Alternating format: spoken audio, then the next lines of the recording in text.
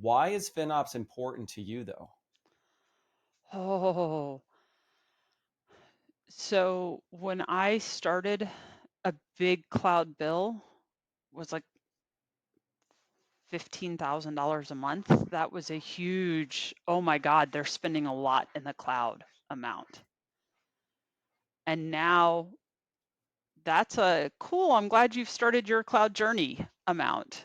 And when you're looking at those small amounts and understanding how they add up, and whether it's in your own personal budget, understanding how um, I call 7-Eleven my gateway drug, right? Because I walk in for one, you know, 99-cent big gulp and somehow leave with, a $15 checkout, right? Well, the same thing can happen in your cloud. You can't fix your personal budget by just making edicts any more than you can fix your cloud bill by just making edicts, right? You have to set yourself up for success. And the people's retort at the end is the cloud isn't cheaper. Well, not the way you're doing it, right? And sometimes that's knowledge they didn't know, right? They didn't understand how to create a budget, how to estimate what their application was going to cost, how to architect in a cloud native way, how to use microservices, all of that. Sometimes it's just laziness. They knew, but that was harder. Lift and shift was easier. Sometimes there were external demands that said we have to get out of our data center immediately. And so they did, right? And now there's these choices. And I think I just care so much, whether it's personally or professionally, that money be spent wisely. And just saying I care, by the way, does not mean that I practice what I preach with my own personal budget, but I do try and practice it with my cloud budget because those numbers are much larger and have a much bigger impact than my uh, big gulp gone bad. I love the 7-Eleven analogy. I'm actually going to have to use that, or you might see a highlight of that coming out. Would you say one of the biggest mistakes is not seeing or looking into the future and planning ahead of time, or implementing FinOps from the start? Or I, I mean, both, because if you're planning, if you're looking ahead to the future and planning and implementing for what success will look like, that should include putting FinOps in, at least components of FinOps in at the start, right? Because otherwise you're just all freewheeling it and hoping that the angel investor comes, or the Series C funding, or Series A for that matter. And it's hard because nobody can really predict the future, especially if you're truly a startup, and you're trying to bootstrap your way, right? Just speed. I got to get my first customer. I got to get my first investor. I got to get out the door. But just spending, an hour going, all right, let's say I get 20 customers. What things will I wish I'd put in place on day one? Can save a whole lot of heartache. And as you get to 20 customers, stop and think, all right, what if I get to 200? What controls do I need to put in place now to make that feasible when I get there? General PSA, if you have workloads in your AWS management account and you're a small company listening to this, please get them out now. Put nothing else in your management account.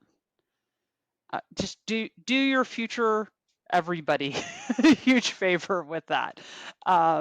So because those are the kinds of things that I would see because people didn't spend the hour of planning. How's it going to work when I have 47 engineers, all with access to your management account? bringing awareness to their cloud cost. Marit, how did you get started within FinOps?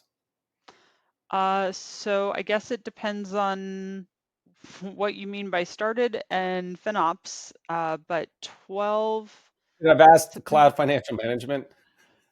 Yeah, so it's been about 12 years now since I handled my first AWS deal.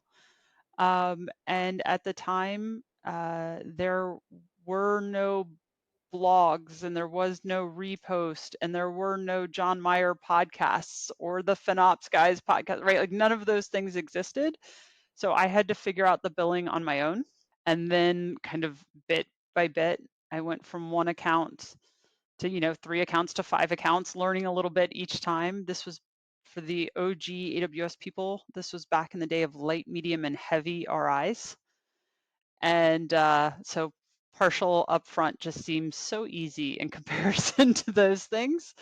Um, and so just kind of little bit by little bit, it grew. When I left there, I ended up at Cloud Checker, where I was on their product team, but I actually had a hybrid role on our customer success as well as our sales engineering team, in addition to helping build product. So I had a ton of visibility into people's cloud cost problems, from teeny tiny startups to large scale, Fortune 100 enterprises, including some who were cloud native and some who had been companies for 100 years, and everything in between before I went to Ingram and now Deloitte.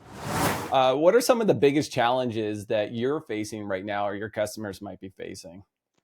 I think the biggest problem my external clients are facing is figuring out how to insert the needs of FinOps into existing process, right? So agencies, again, federal, state, local, have a lot of process built into them. Most of it's given has roots in regulation.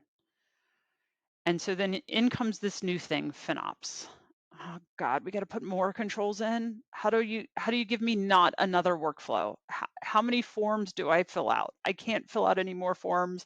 I can't approve any more forms, right? So how can we get some of the responsibilities that need to be picked up if you're going to do FinOps right? And to do FinOps right means you're doing your cloud right. So whether you call it CFM or FinOps or whatever, if you're doing your cloud right, how do you get those things in place without burdening people with more forms? So sometimes that's going back to a form at kind of project ideation and just putting in do you have an estimate for this? Do you have tag keys for these values, right? Maybe that's where it begins. And that's why I can't give one solution to all of my clients, because boy, if I could just drop in and be like, here's your solution, pop out, all cloud waste would be gone, right? But instead you have to find out how you can slide it in a way that it will be effective without creating more burden than the value you're trying to get out of it. I know this next question is probably, I'm hoping we have enough time in this podcast for, is going to open up a bunch of stuff, but we were talking about it earlier, or you mentioned it a couple times in tagging. Hmm. Yes, I'm getting you ready for some TV. What is the importance, or how important do you feel at tagging any environment? I don't care, AWS, Azure, GCP, whatever it is, even internal tagging is for FinOps in general. Incredibly important if you want to reach a fast walk or run. Um, your tagging not only can tell you, cool cost stuff, right? Help you do your KPIs and your unit economics, but tags can also help you run some scripted automation, right? Of turn down these instances at 7 p.m. every weeknight and turn them back on at 7 a.m. in the morning. You can't do that without a tag, because your Lambda script would need something to go identify that machine with, unless you're really going to create it with individual instance IDs in that, which is not scalable, right? And then, turn it off all weekend, right? So some of it is for that. You should be tagging for security, tagging for automation, tagging for cost. When I was talking about the things as you're setting out the 3 hours the first month, and then that kind of month is, all right, once we reach this phase, do I need to start separating out the costs of my dev versus my prod? Because now I actually have clients, and some of this is a cost of goods sold and not an expense, right? And you need to start understanding where those lie. True ideal, you have them in separate accounts or separate subscriptions. But even within that, understanding who stood up what for what purpose can really help you figure out what's generating your costs. My one piece of advice is, for the love of God, please, I beg everyone, I'm going to stare real hard into the camera right now. Do not ever put a tag key of password and a tag value of your password, because that is a thing I have seen in the cur. So please, Seriously? You wait, wait, yes, wait. You have seriously seen those tags in the cur? yes, I have 100% seen, and I'm going to restate this again. I need everyone to understand this. At no point in time should you have a tag of admin password, admin PWD,